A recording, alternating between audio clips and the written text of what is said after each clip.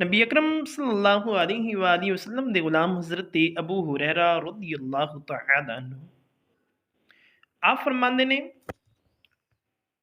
قال بینما نحن جلوس عند النبی صلی اللہ علیہ وآلہ وسلم ہسی نبی اکرم صلی اللہ علیہ وآلہ وسلم دی پاک برتس دی اندر موجود سا اذ جاءہ رجل ایک مرد آیا فقال عرض کرن لگا یا رسول اللہ صلی اللہ علیہ وسلم اے اللہ دے رسول ہلکتو میں ہلاک ہو گیا قال مالک نبی اکرم تاجدار انبیاء صلی اللہ علیہ وآلہ وسلم نے ارشاد فرمایا کہ تینوں کیے ہویا ہے قال عرض کی وقعت علی امرأتی وانا صائم میں اپنی عورت دے نال صحبت کر بیٹھا اس حال دے اندر کہ میں روزے دار سی اور وہ بھی روزے دار سی فقال رسول اللہ صلی اللہ علیہ وآلہ وسلم نبی اکرم تاجدار انبیاء صلی اللہ علیہ وسلم نے ارشاد فرمایا حل تاجد راقبۃ تعتقها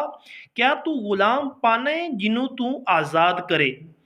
قال لا کہنے لگا نہیں میرے کول نہیں یہ طاقت کہ میں غلام آزاد کراں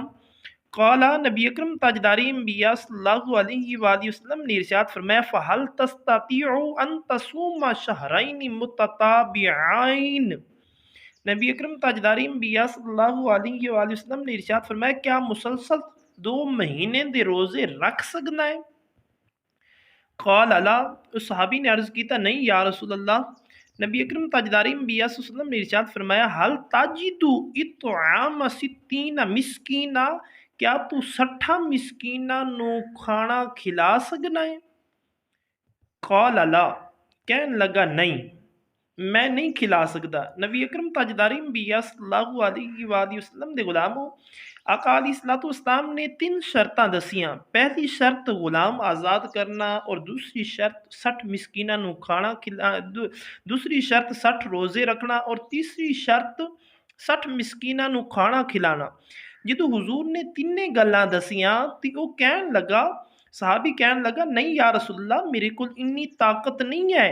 کہ نہ میں روزے رکھ سکنا نہ میں غلام آزاد کر سکنا اور نہ ہی میں 60 مسکینہ نو کھانا کھلا سکنا نبی اکرم تاجدار انبیاء صلی اللہ علیہ وسلم نے یہ نہیں ارشاد فرمایا کہ جا ان دوڑ جا کہ تینی چیزاں نے تو تینے کم نہیں کر سکتا بلکہ حضور نے فرمایا اجلس حضور نے ارشاد فرمایا اے میرے غلام بیٹھ جا ومکث النبی صلی اللہ علیہ وآلہ وسلم نبی اکرم تاجدار انبیاء صلی اللہ علیہ وسلم نے کچھ دیر توقف فرمایا فبین نحن علی ذالک اتی النبی صلی اللہ علیہ وآلہ وسلم بعرق فیہ تمر والعرق المقتل الضخم نبی اس حال دے اندر کہ نبی اکرم تاجدار انبیاء صلی اللہ علیہ وسلم دی خدمت دے اندر زنبیل لائی گئی ایک ٹوکرا لایا گیا جس دے اندر کھجوراں سن عرق بڑی زنبیل ہوندی ہے نبی اکرم تاجدار انبیاء صلی اللہ علیہ وآلہ وسلم نے قال عین الصائد حضور نے ارشاد فرمایا وہ مسئلہ پوچھن والا کتے صائد کتے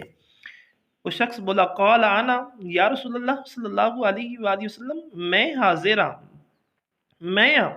نبی اکرم تاجدار انبیاء صلی اللہ علیہ وآلہ وسلم نے ارشاد فرمایا قال خذ ھذا فتصدق به فرمایا اینو لے جا اور صدقہ کر دے فقال الرجل وہ شخص بولا اعلی افقر منی یا رسول اللہ صلی اللہ علیہ وآلہ وسلم فواللہ ما بین لا بیتها یرید الحرتین اہل بیتی افقر من اہل بیتی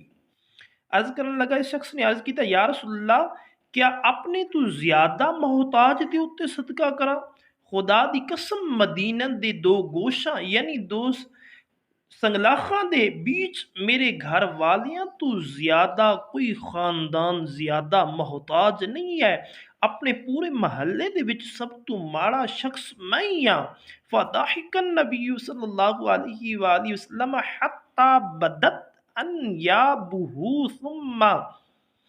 قال اطعمہ اہلک نبی اکرم تاجدار انبیاء صلی اللہ علیہ وآلہ وسلم مسکرا پڑے حتیٰ کہ حضور دے دند مبارک چمک گئے